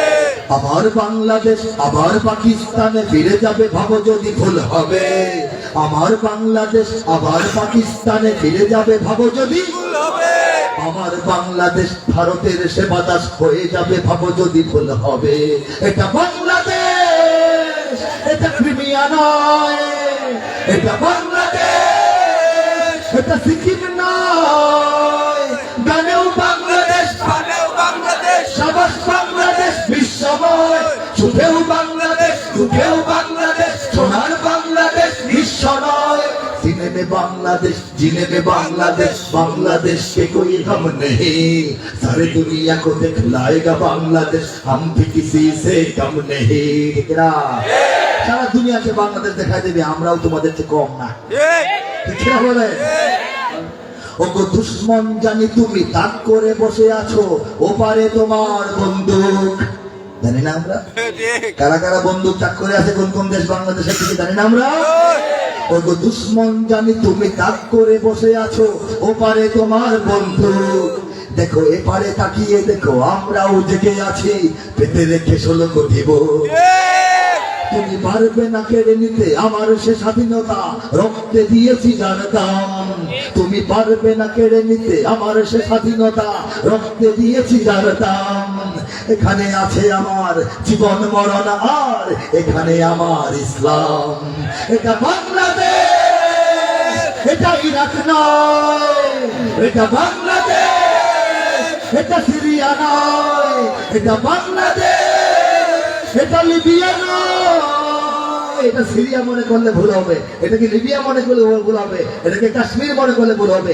এটা হচ্ছে বাংলাদেশ। এখানে আল্লাহর হুকুমে ইসলাম এসেছে, শিকড় পতিত রয়েছে হাজার বছর আগে।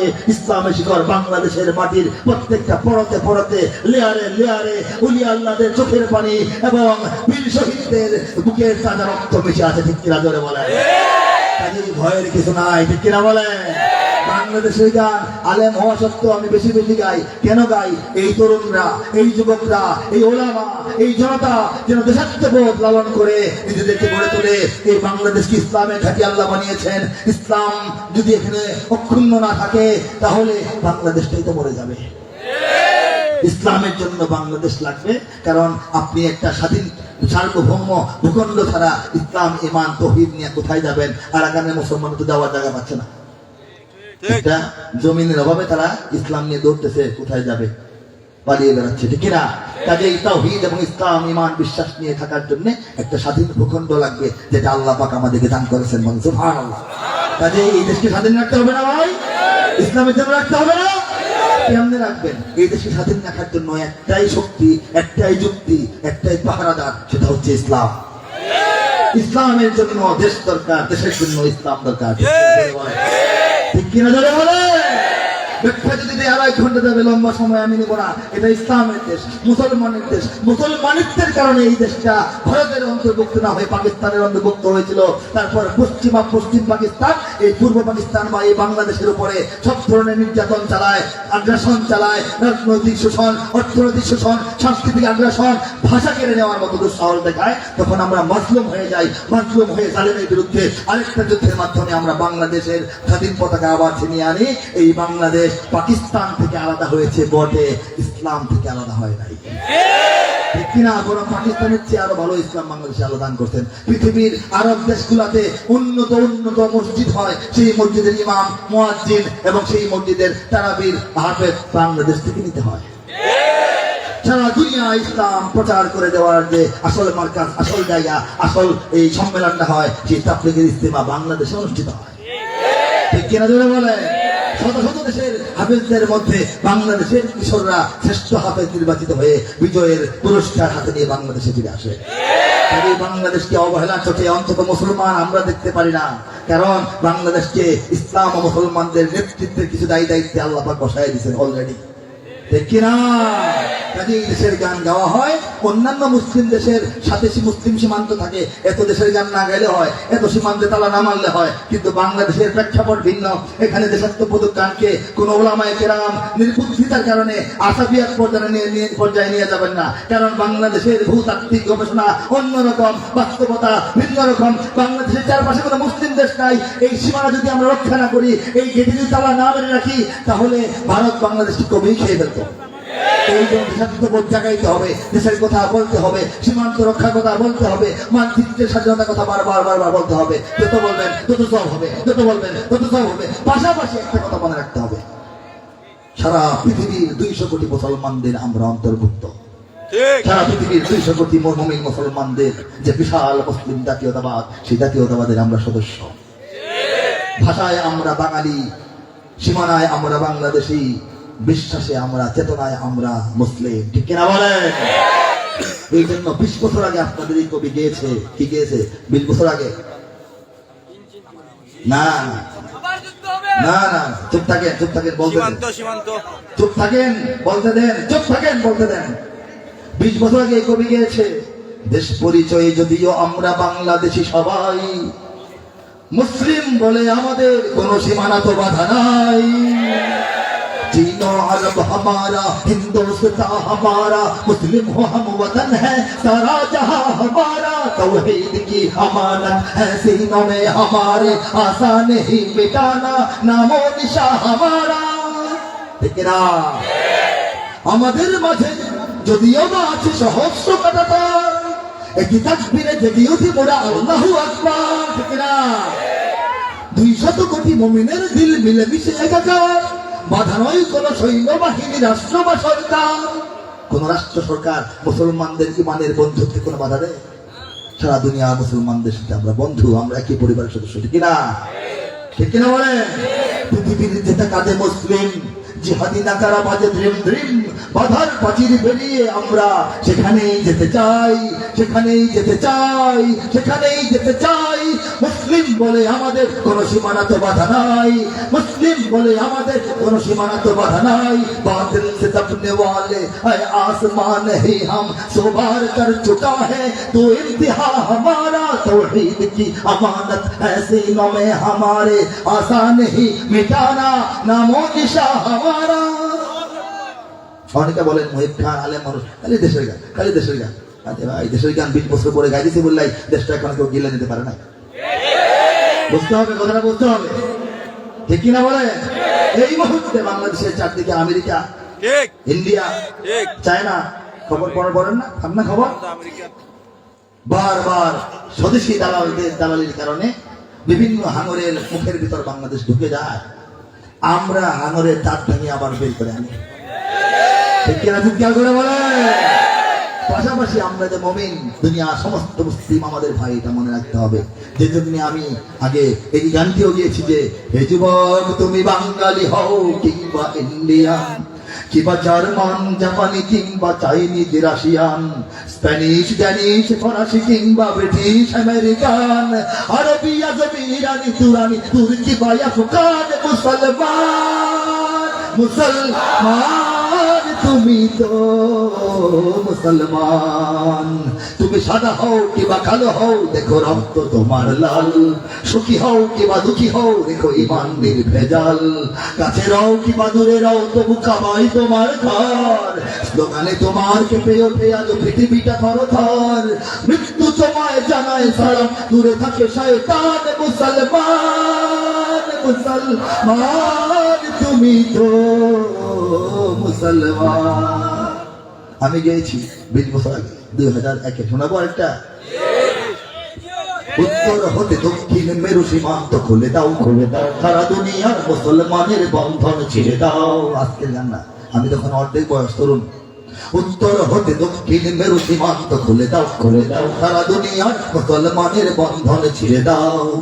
এপার ওপার সারা দুনিয়ার সকল মুসলমান এক তরণীর যাত্রী, সবাই এক দেহ এক প্রাণ। রক্ত কিংবা পাশ্চাত্যের নেই নেই ব্যবধান, সাদা কালো আর ধনী গরিবের ভেদাভেদে ভুলে যাও। উত্তর হতে দক্ষিণ মেরু সীমান্ত খুলে দাও, খুলে দাও সারা দুনিয়ার মুসলমানের বন্ধন ছিঁড়ে দাও। ঠিক না? উর্দু ভাষায় গিয়েছি। जुनूब से शिमाल तक दीवार खोल दो, दुनिया के मुसलमानों की जंजीर तोड़ दो। जुनूब से शिमाल तक दीवार खोल दो, दुनिया के मुसलमानों की जंजीर तोड़ दो। আরবি ভাষায় একই কথা, একই বক্তব্য, একই বার্তা সারা দুনিয়ার আরবের মুসলমানদের কাছে পৌঁছে দেওয়ার সামান্য চেষ্টা করেছি। ইফতাহুল হুদুদ মিন জুনুবিল শিমাল লিল মুসলিমিন আল আলামি তামাজ্জাকাল ফিসাল। افتحوا الحدود من جنوب الى الشمال للمسلمين العالمي تمزق الاتصال। ইংরেজি ভাষায় কথা বলনেওয়ালা, ইংরেজি ভাষা বুঝনেওয়ালা যারা, তাদের জন্য আমি গিয়েছি। সব ভাষায় আস্তে আস্তে সঙ্গীত ছড়িয়ে পড়বে। আপাতত একটা ভাষা শোনালাম, আমি ইংরেজিতে গিয়েছি। Open open the border from north to the south, unfasten the chain of Muslims of the world. Open the border from north to the south, unfasten the chain of Muslims of the world. ঠিক কি না বলে? অর্থটা কি? অর্থটা এটাই, উত্তর হতে দক্ষিণ মেরু সীমান্ত খুলে দাও। পৃথিবীর উত্তর প্রান্ত থেকে দক্ষিণ সীমানা পর্যন্ত সমস্ত সীমান্ত, সমস্ত কাঁটাতার, সমস্ত দেয়াল, সমস্ত দরজা, সমস্ত বেড়া উঠায় নাও। দুনিয়ার 200 কোটি মুসলমানকে আবার এক খেলাফতের অধীনে আসার সুযোগ করে দাও। তারপর কোথায়, কবে, কার সঙ্গে, কত জনের সঙ্গে খেলতে হবে, খেলা হবে। তোমরাও আসো, আমরাও আসি। আমাদেরকে কবুল করেন, বাংলাদেশে আবার ফিরে আসুন। বাংলাদেশে কি ডর লাগে, ভয় লাগে? ইমানের সৈনিকরা হাতটা তুলে দেখান তো।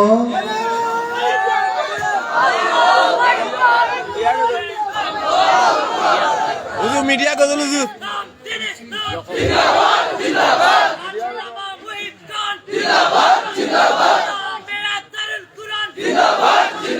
ইমানের সৈনিকেরা ভয় পেও না, রাত্রি আধার হচ্ছে বলে। মনে হয় রাত খুব আন্দাজ হয়ে গেছে নাকি? চারিদিকে সংকট, বিপদ আপদ, আরে কত মুসিবতের খবর, কত আতঙ্ক, ভয়, ঠিক না? ইমানের সৈনিকেরা ভয় পেও না, রাত্রি আধার হচ্ছে বলে। যত রাত হোক না আধার আসবে সকাল সময় হলে, যত রাত হোক না আধার আসবে সকাল সময় হলে। এই স্বাধীন জন্মভূমির রক্ষীরা সব প্রস্তুতি নাও দিন বদলে। এই স্বাধীন জন্মভূমির রক্ষী কি আমরা সবাই? হাত তুলে দেখান, কারা কারা রক্ষে? প্রস্তুত হয়ে যান, প্রস্তুত হয়ে যান, ঠিক কিনা? এই স্বাধীন জন্মভূমির রক্ষীরা সব প্রস্তুতি নাও দিন বদলে। এই স্বাধীন জন্মভূমির রক্ষীরা সব প্রস্তুতি নাও দিন বদলে। এ লড়াই লড়তে হবে শক্তি সাহস বুদ্ধি বলে, এ লড়াই লড়তে হবে শক্তি সাহস বুদ্ধি বলে, ঠিক না? জালিমের থামবে জুলুম আর কটা দিন ধৈর্য ধরো। আওয়াজ নাই কেন? এটা না বুঝলে বলবেন বুঝে নাই, বুঝলে আওয়াজ দেবেন। জালিমের থামবে জুলুম আর কটা দিন ধৈর্য ধরো। ছোট হার নাও সয়ে, আজ সামনে বিজয় আসবে বড়। তোমার রাজপথে লাশ পড়বে, এবার লড়াই করো। এ সময় পাল্টে যাবে, উল্টো বাতাস বইবে ঝড়ো, ঠিক না? শহীদের রক্ত ধারায় এদেশের পাড়ায় পাড়ায়, শহীদের রক্ত ধারায় এদেশের পাড়ায় পাড়ায়। সময়ের এক ইশারায়, সময়ের এক ইশারায় লক্ষ আগুন উঠবে জ্বলে, সময়ের এক ইশারায় লক্ষ আগুন উঠবে জ্বলে, ঠিক না বলেন? সেদিন কি হবে জানতে চান? সেদিন কি হবে জানতে চান? ওরা ইসলাম যদি চায় বাদ দিতে সংবিধান থেকে, ওরা যদি ইসলাম সংবিধান থেকে বাদ দিতে চায়, আমরা কি বসে থাকবো? ওরা ইসলাম যদি চায় বাদ দিতে সংবিধান থেকে, ওরা ইসলাম দিয়ে এই রাষ্ট্রটাকেই রাখবো থেকে। ওরা কোরআনকে অসম্মান যদি দেয় দেখবো সেকে, কাফনের পরবো কাপড় গায়ে শহীদের রক্ত মেখে, কাফনের পরবো কাপড় গায়ে শহীদের রক্ত মেখে, ঠিক না? এই মাটিতে মুমিনের এই মাটিতে ইমানের এই ঘাটিতে, মুমিনের এই মাটিতে ইমানের এই ঘাটিতে, মুমিনের এই মাটিতে ইমানের এই ঘাটিতে, মুমিনের এই মাটিতে ইমানের এই ঘাটিতে। কি আমি এটা রিপিট করছি বোঝার জন্য। মুনাফিক নর্দমাদের পুষ্প সেদিন পায়ের তলে, মুমিনের এই মাটিতে ইমানের এই ঘাটিতে, মুনাফিক নর্দমাদের পুষ্প সেদিন পায়ের তলে। যারা দেশের সঙ্গে জাতির সঙ্গে মুনাফিকি করে বিদেশের সঙ্গে হাত মিলিয়ে তাদেরকে পায়ে পিষে ফেলা হবে। ও দিন ইমানের সৈন্যরা সব প্রস্তুতি নাও, তৈরি হও। জন্মভূমির রক্ষীরা সব প্রস্তুতি নাও, তৈরি হও। দেশ চলে তাও হিন্দী সব দেশ প্রেমী আজ তৈরি হও। ছোট যন্ত্রের বেড়া জাল ছুটতে এবার তৈরি হও। সত্যিকারের মুক্ত স্বাধীন করতে স্বদেশ তৈরি হও। কায়েমের জন্য জীবন পায় হবে শেষ, তৈরি হও। দেশ জুড়ে তাও হিন্দী সব দেশ প্রেমী আজ তৈরি হও। ছোট যন্ত্রের বেড়া জাল ছুটতে এবার তৈরি হও। কারা কারা তৈরি আছে আসলে? নারায়ণ তাকবীর।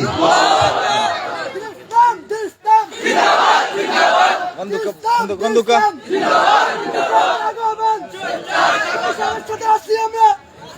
যাক, মাশাআল্লাহ মাশাআল্লাহ মাশাআল্লাহ। এই আবেগ অনুভূতি সংরক্ষণ করে রাখুন। দেশের জন্য, ইমানের জন্য, ইসলামের জন্য প্রয়োজন হবে, ঠিক কিনা বলেন? আমি মহিম খান, আপনাদের পরিচিত আদরের ভালোবাসার মানুষ। আমি প্রায় 2 যুগ হতে চললো, অনেকের তুলনায় অনেক বেশি, অনেকের তুলনায় অনেক কম। আমি দাওরে হাদিস শেষ করে আলেম হয়েছি সম্ভবত 96-97 শিক্ষাবর্ষে, আল জামিআতুল ইমদাদিয়া কিশোরগঞ্জ থেকে। অনেকে জানা নাই, এই জন্য বলছি। এরপর আমি পলিটিক্যাল সায়েন্স বা রাজনীতি বিজ্ঞান বা রাষ্ট্রবিজ্ঞানে মাস্টার্স করেছি জাতীয় বিশ্ববিদ্যালয় থেকে। কাজে আমি যা বলি, মাইক পেয়ে বড় বড় কথার লোক কিছু আছে, আমি সেরকম না।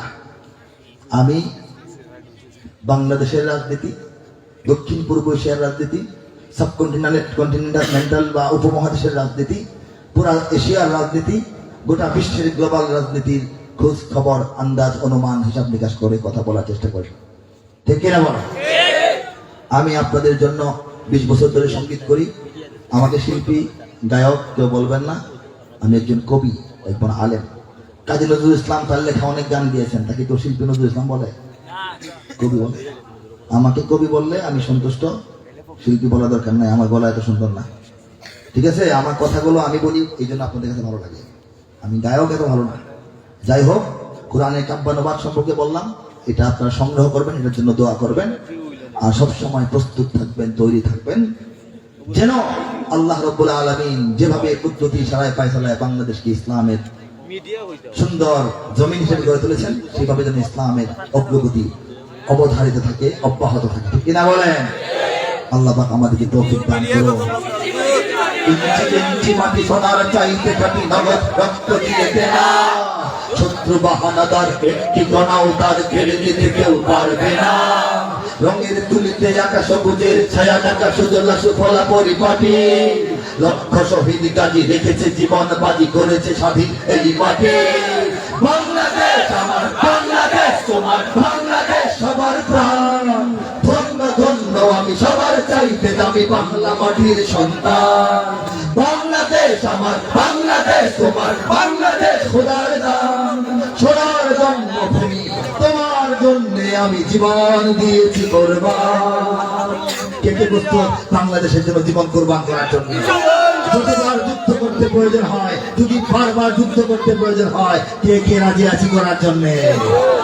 যদি আমার দেশের সীমানা পর্যন্ত মুছে দিতে কেউ চায়, যদি আমার মাটির ধন সম্পদ লুটে নিতে কেউ চায়, যদি আমার সাগরে আমার পাহাড়ে ফেরায় লোভের চোখ, আমি প্রতিবাদে জ্বলে উঠবই, তবে যা হবার তাই হোক।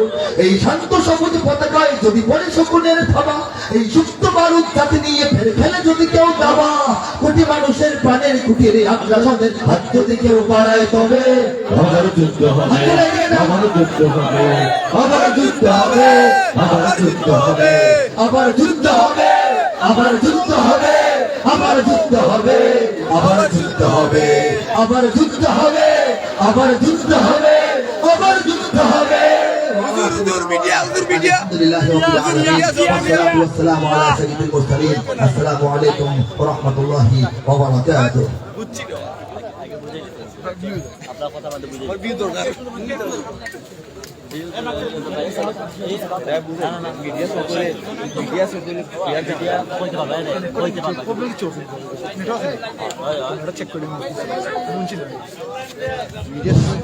একটু দাঁড়ান হলুদ মিডিয়া জাগ্রত কবি মহিপা